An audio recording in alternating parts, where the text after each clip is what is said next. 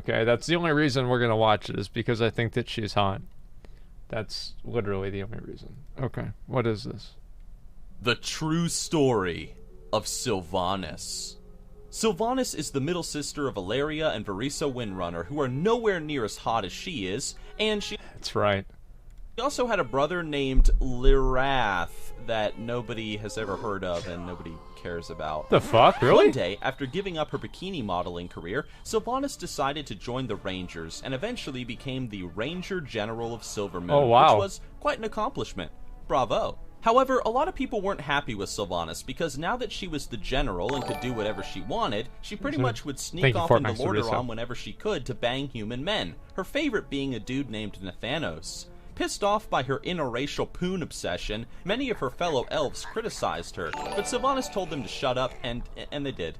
Years later, Sylvanas and friends met a happy little fella named Arthas who wanted to destroy the entire High Elf Kingdom and use their precious magical swimming pool to bring Nosferatu back to life. Sylvanas tried to stop Arthas from destroying literally everything, but she failed because Arthas was just too fucking awesome to be defeated. Not fucking Malfurion level awesome, but he was still pretty awesome. Let's just clarify that. So she died, but because Arthas had always had a thing for high elf booty since he was a kid, he brought Sylvanas back to life as a scary ghost. Sylvanas hated him for this, but she sorta had a bit of a Stockholm syndrome thing going on because she started to really fall for the undead Prince of Lordaeron and became obsessed with him. Sometime later, after watching her entire country burn, her people die, and everything she ever loved to be destroyed, Sylvanas found herself free from the Lich King's control. Not knowing what really to do, Sylvanas decided to try to use a paralyzing arrow on Arthas so that she could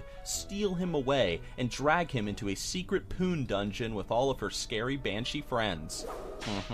The plan failed, however, because Nosferatu showed up suddenly, and he told Sylvanas to go away, and that Arthas was his boy toy and not hers. This made her very angry and really jealous. Sylvanas then ran off and cried for a little while. She took out her anger on a bunch of humans and dreadlords, and then she realized that there were a bunch of other undead like her that had regained their sanity and control of themselves. Hating Arthas, and yet loving him secretly, Sylvanas rallied these forsaken undead together and gave them the totally original name of the Forsaken. Wow! Realizing she would need help, though, with defending her new lands and ultimately capturing Arthas for some fun time. Yeah, she decided to sign a deal with a magic talking green pickle, an oversized Jamaican smurf, and a talking cow to be allies with her. Nice. Oh.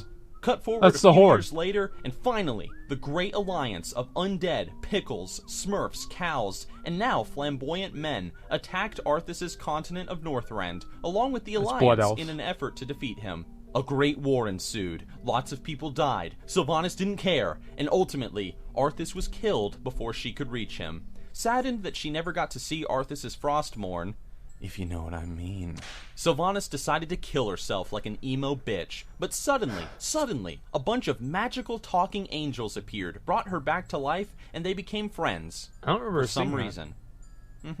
Sometime later, with nothing else to do, Sylvanas and her Forsaken waged a big ol' war against a bunch of werewolves who lived nearby. We did this. Look. They helped beat up the innocent child named Garrosh, who had done nothing wrong, by the way. Didn't do nothing. And all the while, Sylvanas lamented over Arthas, hating him still, but desiring him nonetheless. So, overcome with longing and grief, and in just desperation, Sylvanas decided to return to that guy I mentioned earlier in the video named Nathanos, and they started doing some crazy necrophilia poon time down in the darkest halls of the Undercity behind everyone's backs. I like it. Over on the other side of the world, however, the Jamaican Smurf becomes the leader of the Horde for pretty much 2 seconds, and then he dies, and then for some reason, in his dying breath, he makes Sylvanas the war chief of the Horde, which leaves everybody confused as to why. But Sylvanas doesn't really have time to realize that the Smurf clearly had a thing for her all along and was jealous of her love for Arthas because a bunch of evil bad guys are attacking the world.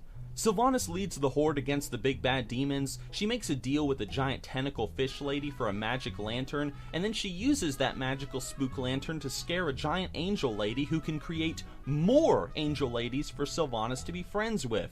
But suddenly, one of those big talking werewolves that she had that war There he against is. earlier in the story just attacks her. He attacks her for no reason, and he breaks her spooky lantern, and he frees the angel woman, and Sylvanas gets angry and sad, and she just decides to go back to banging Nathanos for a while she plans her next move. And, yep, that's pretty much it.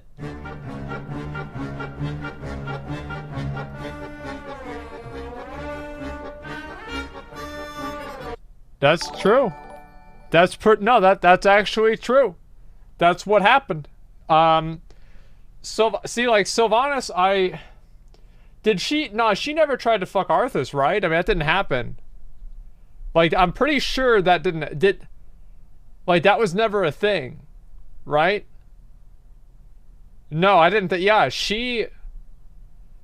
Yeah, I thought she was just like, she hated Arthas. Yeah, but that doesn't mean that she didn't try and fuck him too. I mean, there's some girls that are crazy, especially if they're undead war chiefs, I mean, think about it.